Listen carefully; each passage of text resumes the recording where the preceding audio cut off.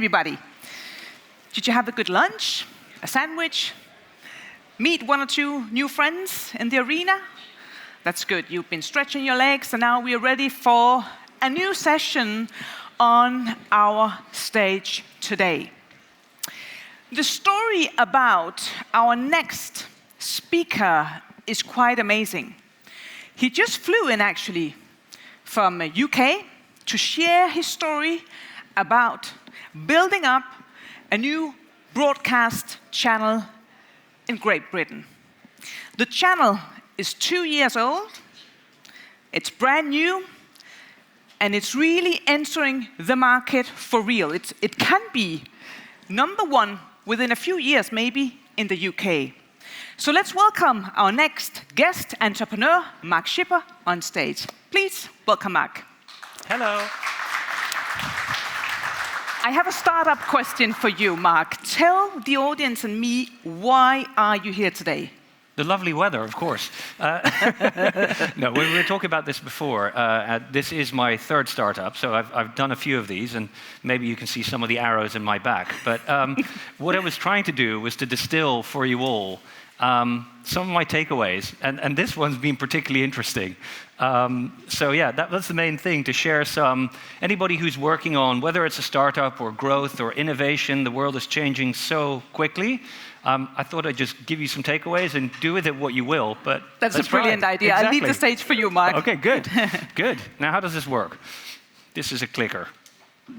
Woohoo! Excellent. Right, so I'm Mark. We've got about half an hour, and yeah, I'm going to just talk you through the kind of concept behind and the story of the growth of GB News. Now, everything's connected is the theme of this conference. I always think that's important, but the subline is the importance of managing platforms, users, data. So I think our case study is quite helpful in that regard, because we use data and analytics all the time to drive our decision making. The next thing I do is I think about, where are we? Well, we're in Odense, and again, I think that's really relevant, because it's the home of Hans Christian Andersen. And he wrote many wonderful fairy tales, but one of them is The Ugly Duckling. And again, I actually think that's very apt for GB News, as I think at the end of this 25 minutes or so, you might realize. So I'm quite excited to tell you about GB News. We've already done the next bit, little bit about me, just so you understand. So I've worked for a bunch of big companies. Here we go. Mainly in media and tech. I've raised lots of capital. As I said, this is my third startup. I've also unusually done, hang on, here we go. I've produced a whole bunch of movies. So I spent about 12, 13 years making movies. Some of these you might recognize. So I come at this, I've produced 3 plays. So that gives me a slightly different perspective than most broadcast professionals. And I've taken all of that into GB News. One thing that many people probably don't know is I've actually been involved in GB News since 2018, 5 years ago almost. Just volunteering before it was even an idea. I helped raise all the capital, created the plan, so again been there, done that, got the t-shirt, still standing. So the first lesson that I take away from all of this is aptly encapsulated by this quote by Michael Arrington, I think he was the founder of TechCrunch, a guru. Startups are really very hard, very, very hard. Anything that you plan, just assume that it'll take at least twice as long as you think it's going to take. It'll be twice as hard, and quite frankly, GB News was no exception. If anything, I think those 2s were probably 4s or 5s for us. It was 5 times as hard, and it took, actually, it was probably 1. We did it in the speed we wanted to. The sacrifices by the team have been absolutely enormous.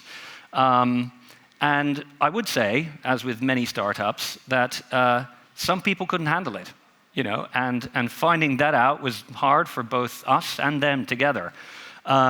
But hopefully we all got stronger from that. Now, stepping back from it, we've already achieved the impossible. We've got this thing up and running in record speed, as you'll see, and we're growing. and we've done it at a fraction of the cost and the time it would take any other classic broadcaster to even think about doing this. So our first goal was to survive. And we've done that. And now we've got a slightly more ambitious goal. You can fill in other A's if you feel like it. The audacious is the kind of the pre-watershed version of that particular acronym. We will be the #1 news channel in the UK 5 years from now. Does that sound ambitious? Yep, sure. That's why it's audacious, right? But is it impossible? We really don't think so, given the green shoots we're seeing. And quite frankly, at GB News, we're very, very used to achieving the impossible. We do it absolutely all the time. So enough of an introduction. So this is kind of what I wanted to take you through. The first bit is editorial, which is different, very different. The next bit is really about the kind of more management consultant. What's the actual business vision behind all of this when you've talked about the editorial? We talk a bit about the reception, both by our competitors, our lovely competitors, and more importantly about the audience. Then I wanted to take you through that mad first 6 months in 2021 when we built this thing and got it on air. And then I'll just have some wrap-up thoughts and there'll be some time for Q&A. So without further ado, the editorial position of GB News. So on the face of it, GB News is just like any other rolling news channel. We have news bulletins, weather reports every half hour. In between, we've got current affairs programming, debate, comment. But underneath, we are very, very different. And we have to be, because the UK is one of the most sophisticated media markets in the whole world. And quite frankly, the competition is absolutely awesome. BBC News, Sky News are formidable.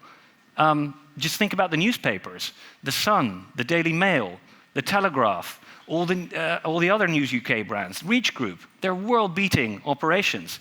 So we absolutely had to be different. And we definitely believe that we've done that. And how have we done that? We've embraced the future. One of my favorite movies, Back to the Future, right? But the future, both in terms of the way we interact with our audience, the technology choices we've made, even this business vision, this kind of McKinsey style, well, how do you make money? How does it all work together? And just the workflows. And we'll take you through all of that.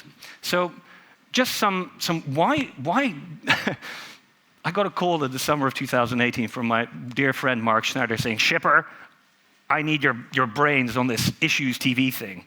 And so why was that even an issue? Well, we did a whole bunch of research, and you can see them here on screen.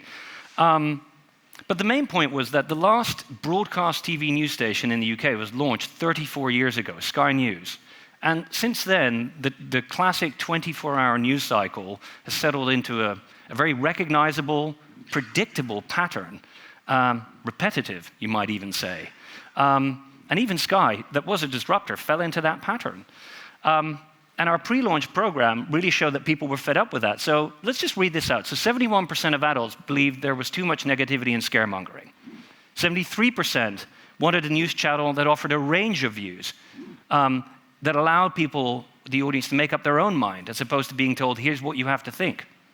And 64% believed that TV coverage was too one-sided. It's kind of two sides of the same story. So that's why we thought there's an opportunity here editorially. So the next slide is just a promo. We're a TV company, there needs to be a bit of video here, right? So this gives you a really good flavor of our presenters, what we're trying to do, which really is disrupting that traditional model of addressing a passive audience with, here's what you have to think. So I'll just run this and then I'll have some other thoughts about it.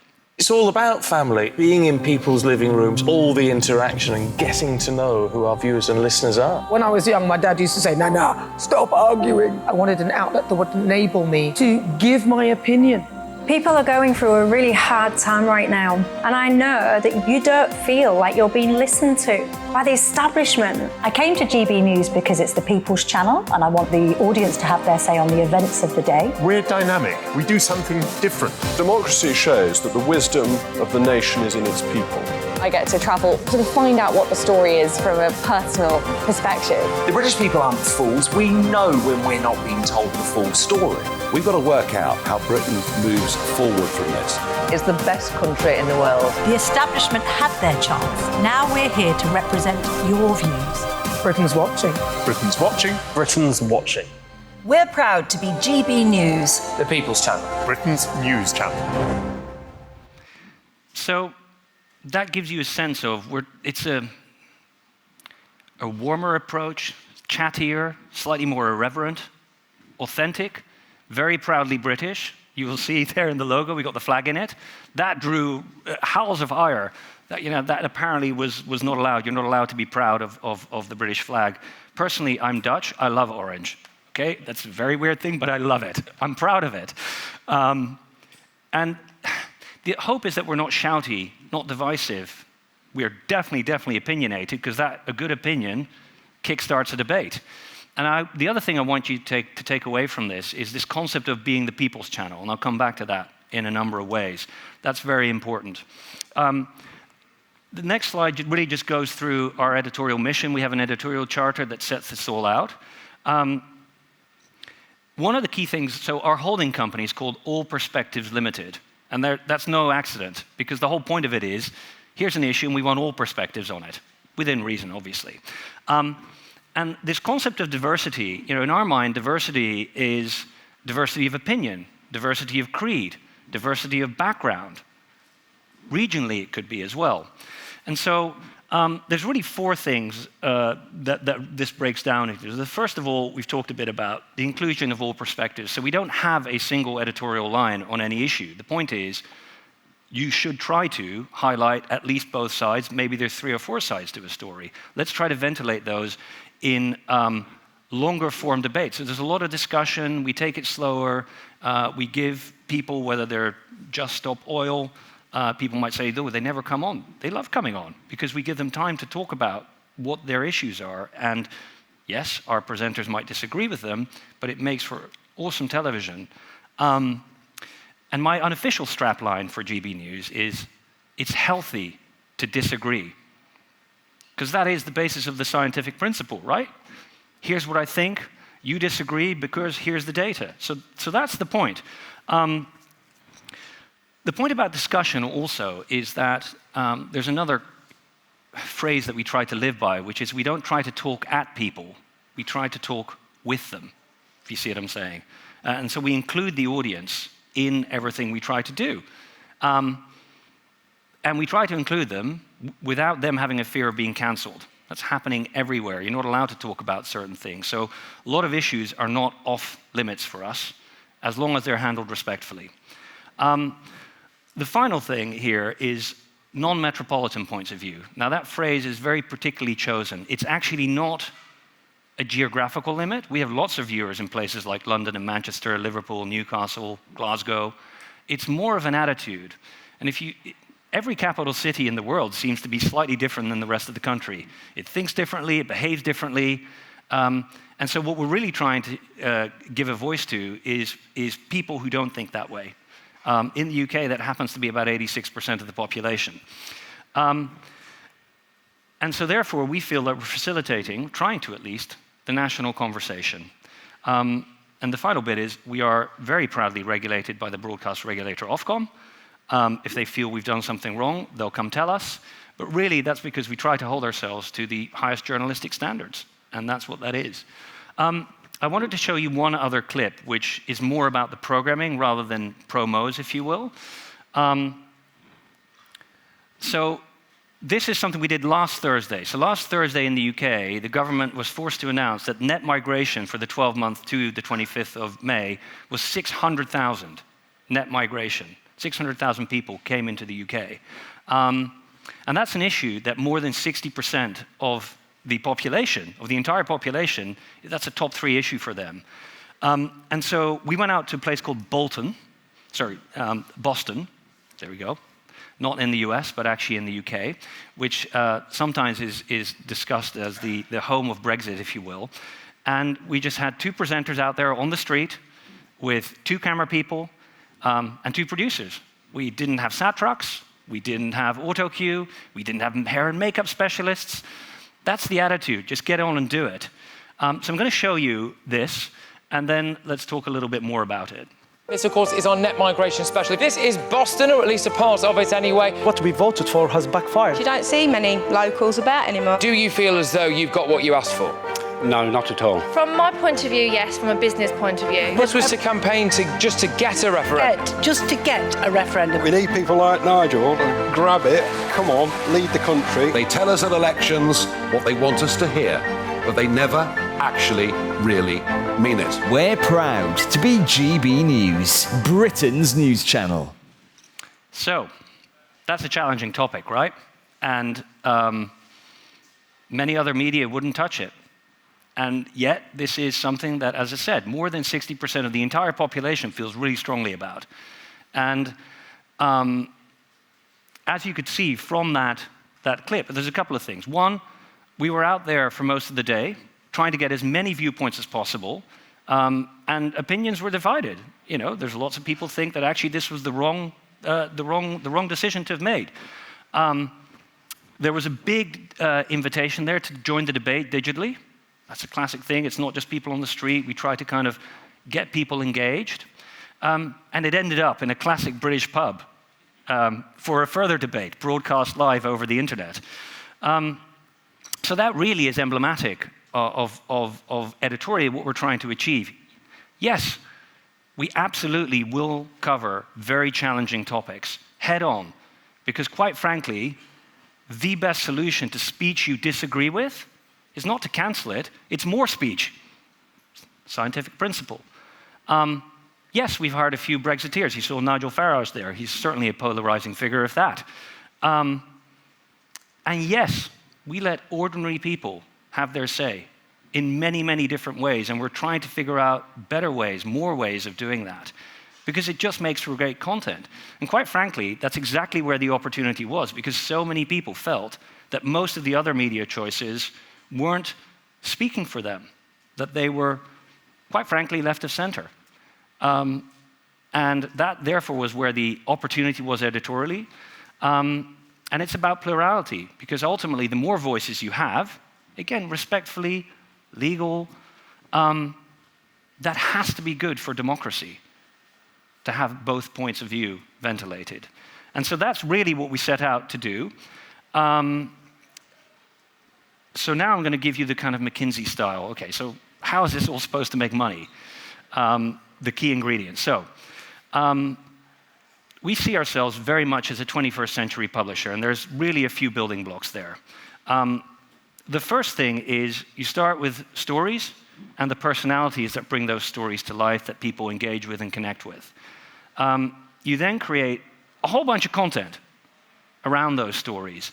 And that 360-degree point is super important, because this is not a broadcaster. You know, and I'll come back to that, I'll unpack that, because it's really important about how we think about this.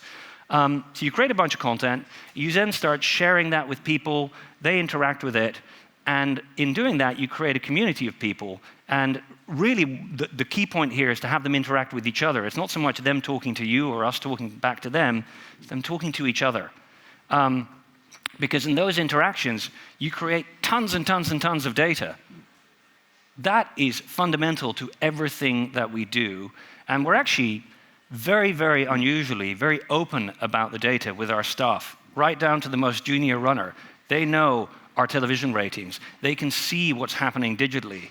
And it gives context around the decisions that we're making. And obviously, when you put all of that together, you can actually generate revenue off that. And we haven't really even started. So that is kind of the business concept of it. A couple of slides on this content creation, because it's really important to understand. So that 360-degree concept, the first thing is we were introduced as a broadcaster. We don't think of ourselves as a broadcaster at all. The way we think of ourselves is a content creation machine that's video native, that happens to broadcast. Yes, we broadcast. TV, we have a national radio channel as well. Lots of digital outlets, owned and operated, social. And this bottom one is super important, that IRL, in real life, events. that experiential concept. And as you see, broadcasting from a pub, which we do at least once every other week, really sets that tone. And there's lots of other stuff that we're planning and doing in that regard. But at the center of it all are the stories and the personalities. And that's how you unify everything, because what we're trying to make sure is that no silos are created. We don't want, here, oh, I just do television, I just do broadcast. No, I just do digital. It has to all be one, because otherwise you're inefficient. And quite frankly, digital can feed broadcast and broadcast can feed digital. And we're seeing that already. So that allows you to adopt a rapid test and learn approach. I'll come back to that because we definitely think much more and act much more like a tech company, a tech startup, than a classic broadcaster. We're not afraid to throw something out there. Oh, well, that didn't work. Fine, let's not do that. That thing, that worked? Right, let's do more of that. So that's what we're about. One final point about this. These complementary engagement models. So broadcast, what is that? That's really your megaphone, right? It's one-to-many, and it creates immediate awareness. It also creates a sense of, oh, this is a real grown-up proposition, if you will. It's on telly. It's on radio. Digital, as I talked about, many-to-many, creates lots of word of mouth, creates the ability to interact, generates data. It also allows you to test. Why should new content only be launched on the broadcast channel? There's all kinds of formats you can play with and have fun with digitally. So that is our laboratory. And then the events. Why do I keep coming back to that? Because it is fundamental, having produced plays, immersive experiences. I've seen it firsthand, how powerful this is.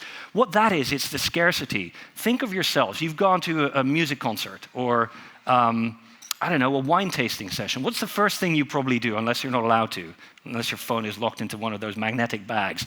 You take a picture of yourself and you say, look at me. And you stream it out to all your social followers. And that is word of mouth. And really, it's that because of the scarcity and because it's in real life, it creates that emotional connection.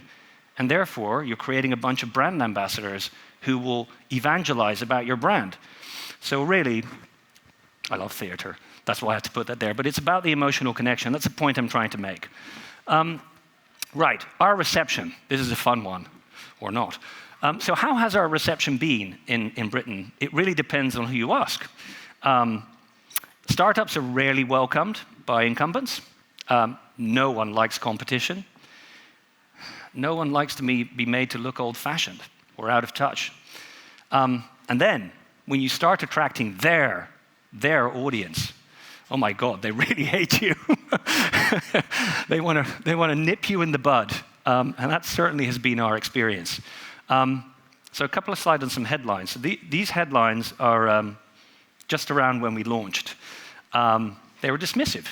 And I guess the incumbents were wishfully thinking we'd go away. News UK launched Talk TV, fronted by Piers Morgan, who they paid some ungodly amount of money every year, basically to kill us. And actually, to be fair, the first 6 months, we gave them plenty of ammunition, particularly as we iterated our technology solution, we bedded it in. There were reasons for it, but we were doing it in plain sight. But we did iterate. We didn't go away. We used the data to test, learn, iterate, try again, and move. And so 2 years later, the tone of the headlines has massively changed. There's basically almost unbridled outrage that we even exist, that we even dare to talk about things in a certain way. And this is a funny one. So we have entire sections called GB News on at least The Times, The Guardian, The Mirror, and The Telegraph. What's the latest thing these crazy guys are up to? And that is a neat segue into the second law of startups, which is very similar to Newton's third law of motion, which is that basically every action has an equal and opposite counter-reaction, right? And so really those cries of objection and outrage are a normal part of a successful startup because it shows that you're touching a nerve, that you are a threat, that it's working, quite frankly, and that is demonstrated by the data. So now we flip to the audience because our audience is really growing very fast. Now, on television, our audience is up 36% year on year. Our digital audience, 300% And I can tell you that knowing what I know about the month of May, we've just blown these numbers out of the water again. Obviously, we've had in television, we've had a coronation, but that's not just that. And the other thing that I will say is that what's never mentioned behind these headlines that are outraged is that, one, all these other outlets are harvesting our content on an industrial scale. Every month, between 500 and 1,500 bits of our content are basically ripped and repurposed in articles and videos elsewhere. In fact, Jeff Marsh, our chief digital officer, was the chief digital officer of the Reach Group and the Express. The reason we hired him because he was better at clipping our content than we were. So we said, right, we'll have you on our team. Yeah, so they're ripping our content, which must mean that it does something for the audience and traffic. They're quietly copying us. The number of discussion-based formats on other channels has markedly increased in the last 2 years. And we've definitely moved the Overton window. So if you think back to that clip I showed you about Boston, Migration Nation, both main political parties in the UK now have stopping the small boats as a manifesto promise. Now, you may disagree or agree with that, but that's the point. At least you're having a discussion about it, and then it goes into the realm of politics. So another point here is that this is that last Thursday. So this is just a 15-minute television share. And on that day, we beat Sky News for over 5 hours. We beat the BBC News for over 7 hours. And we reached our BHAG for 2 hours, 2 whole hours. And you might say, well, that's a one-off. It doesn't happen. This is increasingly happening. In fact, if I look at the numbers for Monday and Tuesday of this week, yesterday, oh my God. I think yesterday we'd hit our BHAG for 4 hours, 4.5 hours. So it's working. And what you're not seeing here is that our website, for instance, is now really starting to gain traction. Last month, we surpassed the iNewspaper in terms of traffic from a standing start. It's not a massive brand, but it is certainly a top 30 brand. So we're now in the top 30, being number 200 or something. And we've done it all at warp speed with a fraction of the staff and a minuscule marketing budget. So some fun and games about, so how did you do this? I see some of the members of the fun group here, that you were right there with us. But let's think back to 2021, or maybe you've all forgotten because that was quite a bad year. So 2021, you had something called COVID. We were in a national lockdown that was gently stepping down. That had impact on our supply chain as well. We obviously had to order a whole bunch of kit, and that had to then be delivered. We had from the 1st of January new Brexit lovely customs restrictions. So everything that we were even able to order took weeks and weeks and weeks to spring out of customs. We hired 120 up to 150 people on Zoom in the space of about 2 months. And really, the other thing is, we only got our lease for our studio done in April, early April, granted, and we got our Series A funding done, so the real money came in early April. And we launched 2.5 months later. Now, how is that even possible? It's absolutely insane. Really, we built this place. We had some preparatory work done, but the way we did it was we basically got a minimal viable product out there, again, thinking like a tech company, and then you see all these bars here. Ongoing, iteration. We only had one control room. The studio was half built. We didn't really have office. All that got built after we launched. But that's the point. Just get out there, get your product out there, get audience and data, and then iterate. Here's a quick picture. This is what our studio looked like in April 2021. Completely empty. There was no internet. There was no fiber connection. That got installed in May. It's quite hard to calibrate cloud-native systems when you don't have internet. It had the wrong glass. This was funny. So when we finally turned the cameras on, it looked like we were in Finding Nemo. It looked like we were under the sea. So we had to test hundreds of rolls of film to see, pink and green. There was no power, not enough for a newsroom or a television station anyway. No backup power supply, no air conditioning, no physical security because nobody was in the office. And the funniest one, actually, there's two, this is right near Paddington Station, there's 2 underground lines running under this building. And we were trying to listen, because we're in the aptly named lower ground floor, AKA the basement. We were trying to listen as to whether we could hear the tube lines. And the problem was that because of COVID, they weren't running. So we sat there, we knew there was a couple of tube lines an hour. We sat there for hours listening. Did you hear that? Oh no, that was the elevators. Anyway, quite fun. How do you get people to work together who've never met? They're all professionals. They're all really good at what they do in technology, in production, as broadcasters. But how do you rehearse when you don't have a studio, when that's still being built? So we hired the ballroom at the Paddington Hilton. Now, luckily, that was quite cheap those days because nobody had use for hotels. I think it was £8,000 for the month. And essentially what we did is we divided, you can see 4 tables there. We divided the room into kind of breakfast, morning, daytime, prime time, just like you would in the broadcast day. And we started rehearsing as well as we could. But the actual studio rehearsal time prior to launch was probably less than 10 whole days. Yeah, so quite fun. Building the plane while flying it, right? That's the point. But we wanted to get that minimum viable product out there, get the iteration going. And that was particularly because we set ourselves a really, really high bar from a technology and operations perspective. So we wanted to build the most modern newsroom in the world. We wanted to put journalists at the heart of everything they did, less back office. It needed to be story-centric for the reason I talked about. That's the only way to integrate your broadcast and your digital and your events business. And we wanted to do it faster, cheaper, and simpler than any legacy system. And while it wasn't easy to actually do all of this, shout out to, I think, one of your sponsors, it does work. It does work. But it's not been easy. We've had to overcome a litany of problems. And I just wanted to kind of, I thought this was probably a good slide. There's a whole bunch of things that we did wrong. Hand up. So maybe you don't have to make those mistakes. So the first thing is, understand your team.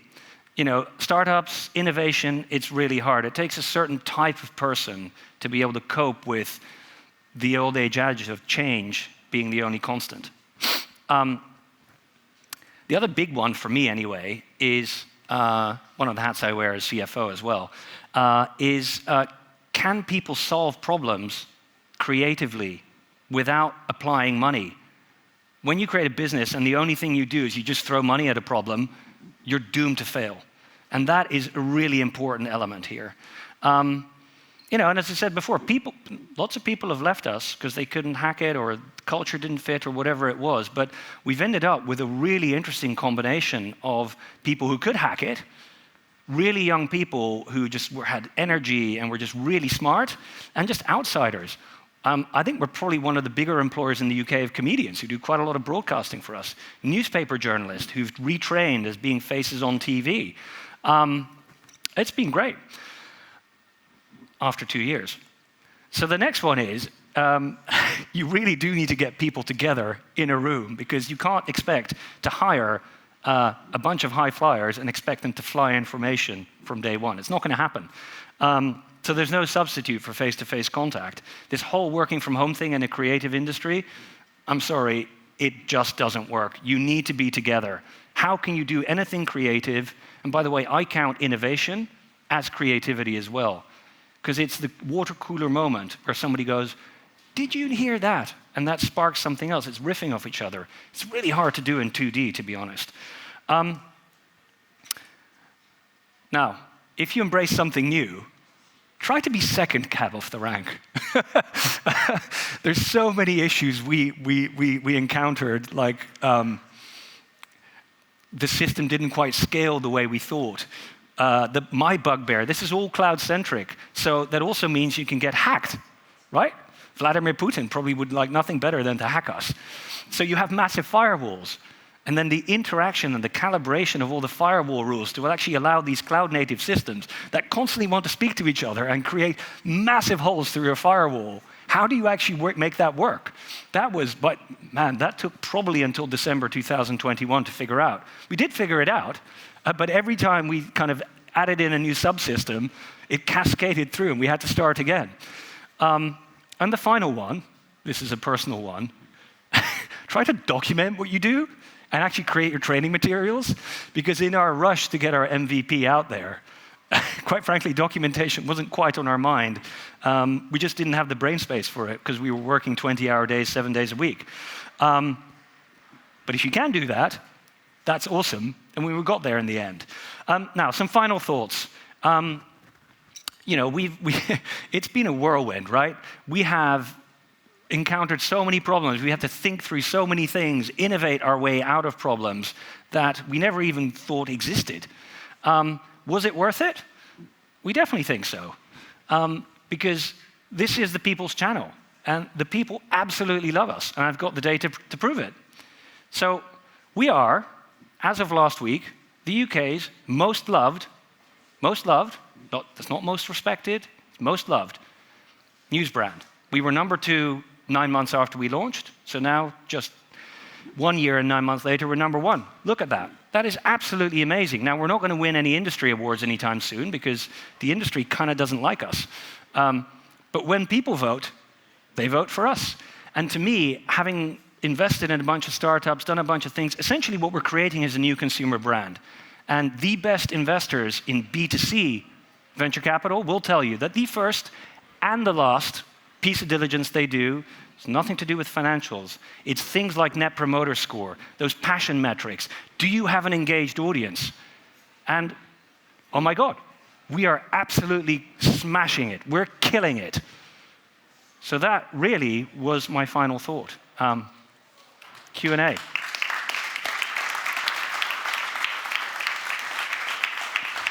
Mark, thank you for sharing your thoughts with us today. Thank you.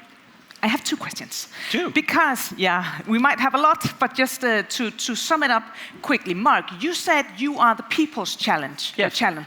And I've been working in TV2 Denmark, which bring people all the time on television. Debates, discussions, inclusions.